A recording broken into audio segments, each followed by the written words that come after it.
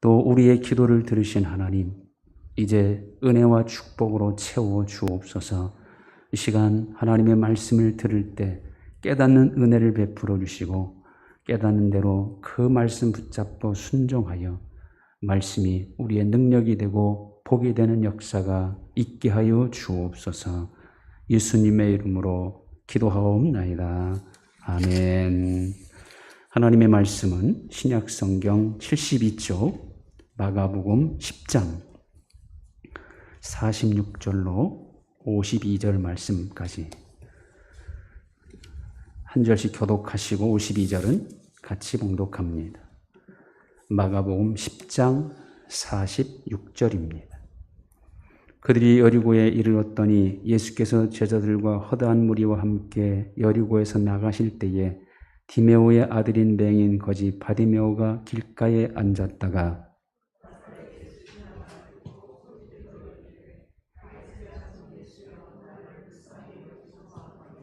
많은 사람이 꾸짖어 잠잠하라 하되 그가 더욱 크게 소리질러 이르되 다윗의 자손이여 나를 불쌍히 여기소서 하는지라.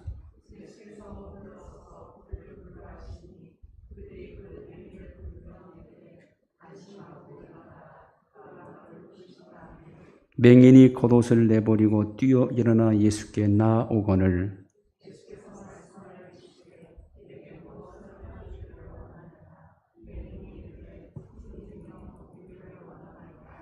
예수께서 이르시되 가라 내 믿음이 너를 구원하였느니라 하시니 그가 곧 보게 되어 예수를 길에서 따르니라. 아멘. 제2차 세계대전 초기에 히틀러가 유대인 수용소에 나타났습니다. 그는 유대인들을 둘러보며 의기양양했습니다. 대부분의 유대인들이 초췌한 모습으로 히틀러를 보고 공포에 떨고 있었지만 그중 한 노인은 아주 태연하고 당당한 모습으로 히틀러를 뚫어지게 쳐다보았습니다. 히틀러는 그 노인의 태도가 몹시 못마땅해 소리칩니다. 뭘 그리 뚫어지게 쳐다보는가? 당신은 내가 무섭지도 않는가? 히틀러의 날카로운 목소리에도 아랑곳하지 않고 노인은 이렇게 대답했습니다. 역사적으로 유대인들을 말살하고자 하는 시도는 수없이 많았소. 옛날 애굽이 그랬고 아말렉 족속이 그랬고 에피파네스가 시도했지만 그들은 결국 실패하고 죽고 말았다오. 그러나 우리 유대인은 지금도 살아있고 앞으로도 살 것이요. 하나님의 약속의 말씀 따라 우리는 반드시 살 것을 믿소. 과연 히틀러는 그로부터 5년 뒤 베를린의 포위망 속에서 자살하여 죽고 말았지만 유대인들은 살아남아 오히려 1948년 이스라엘의 독립을 쟁취하고 지금의 이스라엘 국가를 세울 수 있었습니다. 역사는 하나님이 주관하십니다. 하나님의 말씀인 성경은 하나님의 사람들, 하나님 편에 서는 사람들이 결국 승리한다는 것을 분명히 말합니다. 기독교가 얼마나 많은 박해를 받았습니까? 수많은 순교자들이 피를 흘리며 죽어갔지요. 교회를 말살하기 위해서 반기독교 세력들이 얼마나 교회를 무너뜨려 했습니까? 그러나 지금 주님의 교회들은 전 세계 방방곡곡에 세워져 있습니다. 전 세계 인구의 3분의 1이 기독교인입니다. 그리고 전 세계적으로 경제적으로 부하고 안정적으로 살아가는 나라 대부분이 기독교 국가들입니다. 그 많은 방해와 핍박 속에서 기독교는 말살되지 않았고 교회는 사라지지 않았습니다. 오히려 핍박 시대에 기독교는 더 널리 전파되었고 교회는 더 굳건해졌습니다. 우리 개인의 신앙도 마찬가지죠. 오히려 방해가 있고 어려움이 있으면 그것 때문에 하나님을 더 찾고 하나님을 더 의지합니다. 그럴수록 교회는 더 한마음이 되어 기도합니다. 더 많은 사람들이 힘들고 어려운 상황 속에서 하나님을 더 찾게 됩니다.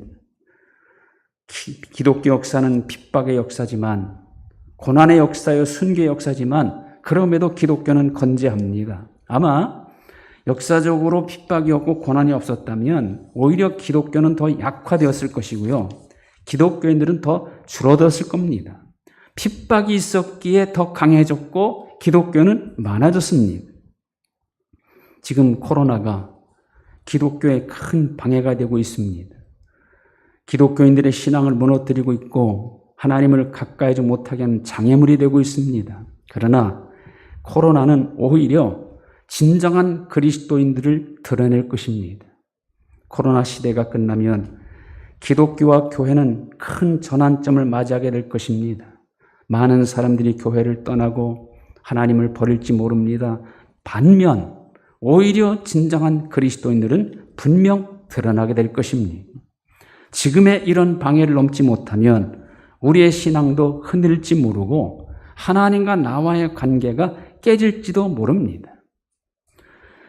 신앙생활 자체가 얼마나 방해가 많은 생활입니까? 고난과 함께 가야 하는 생활이고 세상으로부터 배척당하고 핍박을 당해야 하는 길이죠. 때로는 예수님을 믿는 것 때문에 여러 가지 손해도 볼 수 있고 행동의 제한을 받을 수도 있습니다. 나를 부인해야만 바로 갈 수 있는 길, 십자가를 지고 가야 하는 길, 버려야 할 것도 많고 절제할 것도 많은 길, 그리고 그런 길을 평생 동안 가야 합니다.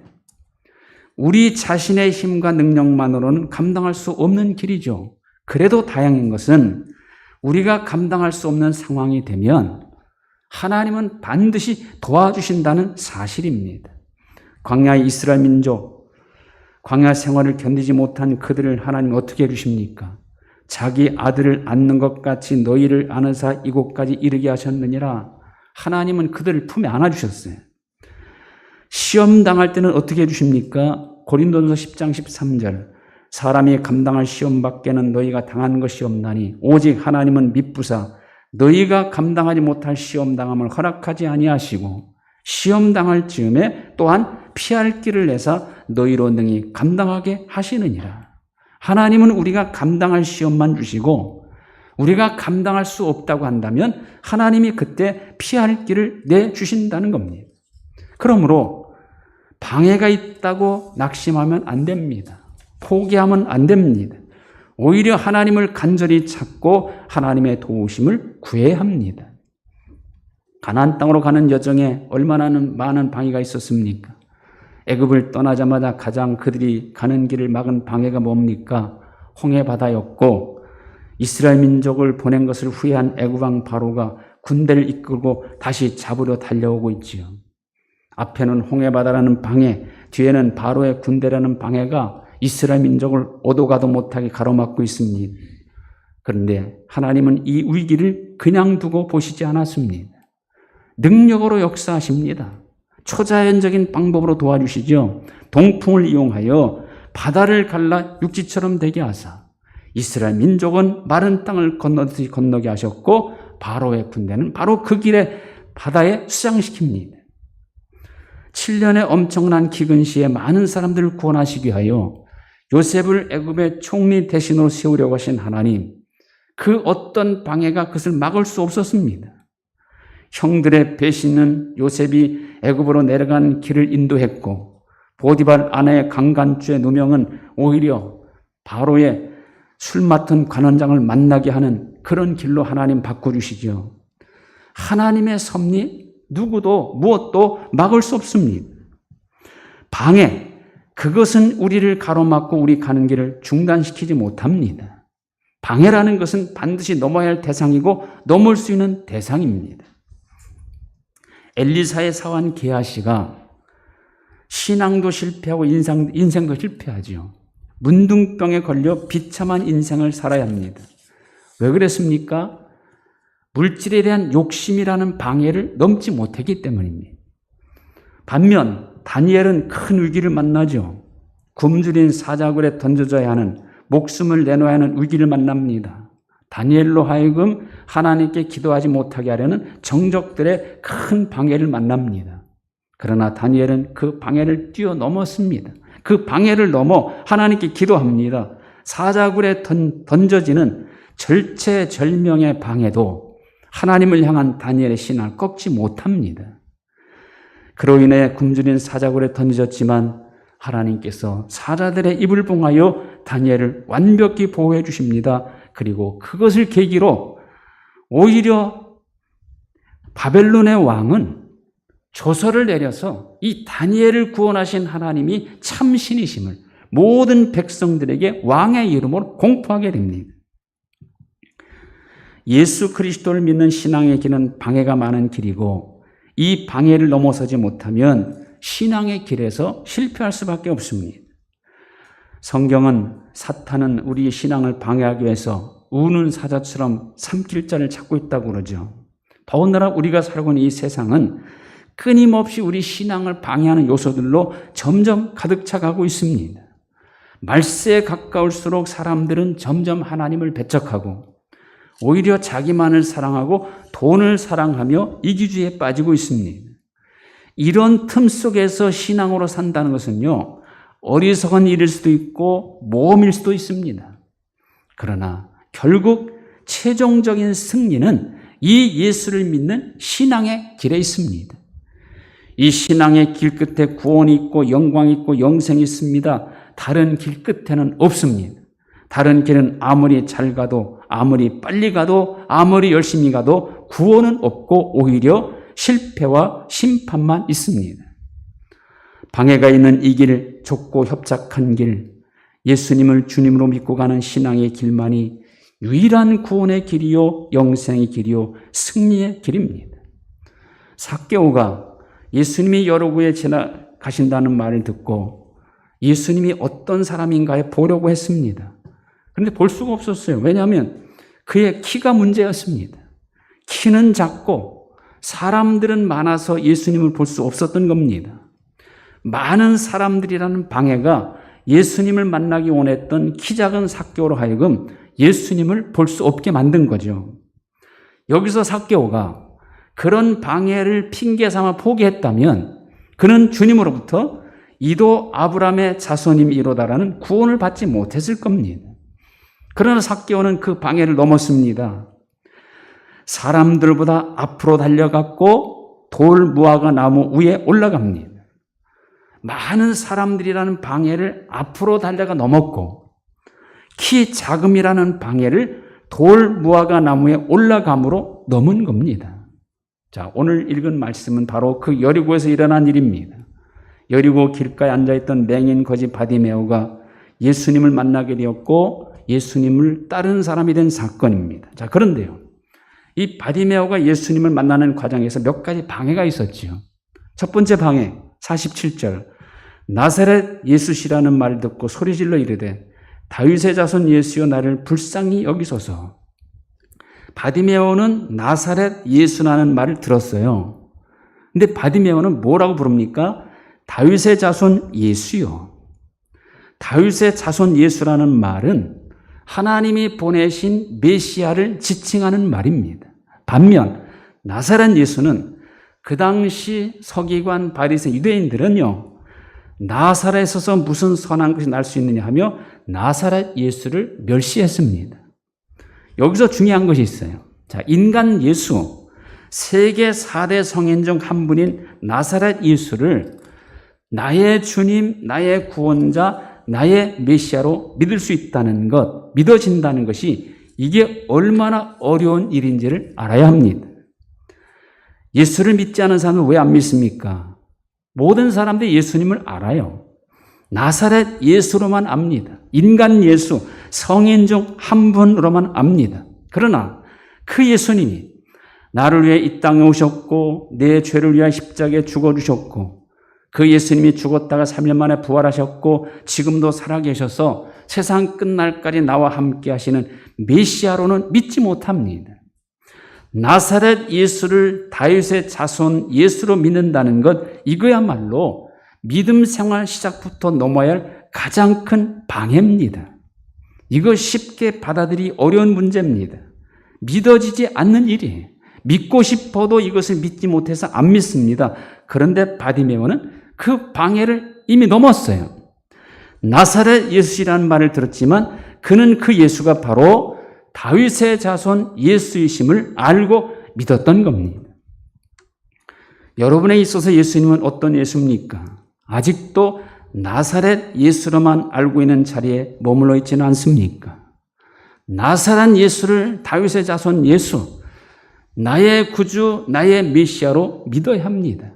그런 믿음이 나를 죄에서 용서받게 하고 그런 믿음이 나로 하여금 하나님의 자녀가 되게 하는 권세를 주는 겁니다. 두 번째 방해 48절. 많은 사람이 꾸짖어 잠잠하라 하되 그가 더욱 크게 소리질러 이르되 다윗의 자손이여 나를 불쌍히 여기소서 하는지라. 사람들의 방해가 있었죠. 바디메오가 예수님 만나기 부르는 소리를 많은 사람이 꾸짖어 잠잠하라 하고 있습니다. 많은 사람들이 오히려 바디메오와 예수님과의 만남을 방해하고 있습니다. 여러분, 우리 신앙생활에서 가장 큰 방해, 가장 많은 방해가 어디로부터 옵니까? 사람들로부터 오잖아요. 주변 사람들로부터 오히려 어떤 경우는 나와 아주 가장 가까운 가족들이 내 신앙에 더 큰 방해가 될 수 있습니다. 부모의 반대가 가장 큰 방해일 수도 있습니다. 사람들과의 관계, 교인들과의 관계가 우리 신앙생활을 방해할 수 있습니다. 이걸 넘어야 합니다. 바디메오는 어떻게 그 방해를 넘었습니까? 그가 더욱 크게 소리질러 이르되. 사람들이 꾸짖어 잠잠하라니까 그는 더 크게 소리를 질렀습니다. 그렇습니다. 사람들의 방해, 환경인 어떤 방해가 있을 때 그때는 더 간절히 하나님을 불러야 합니다. 자, 그러자 예수님 어떻게 합니까? 49절, 예수께서 머물러 서서 그를 부르라. 예수님께서 그를 만나 주십니다. 그리고 그가 원하는 대로 보게 하시죠. 방해를 넘어야 예수님 만날 수 있고 예수님을 만나야 원하는 대로 이름 받는 겁니다. 그리고 세 번째 50절, 맹인이 겉옷을 내버리고 뛰어 일어나 예수께 나오거늘. 바디메오는 겉옷을 내버리고 뛰어 일어나 예수님께 나아갔습니다. 겉옷을 버렸어요. 자, 여기 이 거지요 맹인인 바디메오에게 겉옷이라는 것은요, 그의 삶 자체를 의미합니다. 거지에게 겉옷은 오신 동시에 이불이고 삶의 일부예요. 그가 매일 붙잡고 사는 것이 겉옷입니다. 예수님께 나아갈 때 겉옷을 내버리지 않으면 온전히 나아갈 수 없습니다. 지금도 예수님을 믿는다고 하지만 아직도 자기가 붙잡고 있는 옛 것을 내버리지 못하고 있는 사람들이 많습니다. 옛 구습이 불쑥불쑥 살아나 옛사람으로 다시 돌아가는 경우도 있지요. 지금 여러분들의 신앙생활을 가장 방해하고 있는 겉옷은 무엇입니까? 아직도 버리지 못하고 있는 것은 무엇입니까? 그걸 버려야 합니다. 신앙생활은 많은 방해가 있는 생활입니다. 실제적인 방해들이 우리로 하여금 나태하게 하고 소홀하게 하죠. 이 모든 방해들을 넘어야 합니다. 각자마다 다른 모습으로 찾아오는 모든 방해를 다 넘어서 오히려 방해를 통해 하나님을 더 가까이 하고 하나님을 더 의지하고 하나님과 더 확실히 동행하며 사는 우리 성도들 다 되시기를 주님의 이름으로 축원드립니다. 하나님 감사합니다. 우리가 올바른 신앙의 길을 가다 보면 여러 가지 많은 방해들을 만납니다. 아직도 나사렛 예수로만 믿고 있는 이런 방해를 넘을 수 있게 도와주시고 또 사람들의 방해, 또 아직도 내가 버리지 못하고 있던 모든 옛 것들, 이런 것들을 뛰어넘을 수 있는 저희들 되게 하여 주옵소서. 모든 방해를 넘어 더욱더 하나님을 가까이 하고 더욱 주님이 기뻐하시는 믿음의 길로 나아가는 우리 모두가 되게 하여 주옵소서. 예수님의 이름으로 기도하옵나이다. 아멘. 우리 357장 1절 드리겠습니다.